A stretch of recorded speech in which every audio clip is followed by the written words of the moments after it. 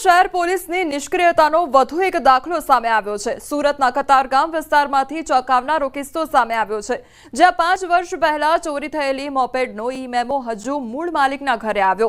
કતારગામના Nareshbhai ધોળાની Activa વર્ષ 2021માં ચોરી થઈ હતી।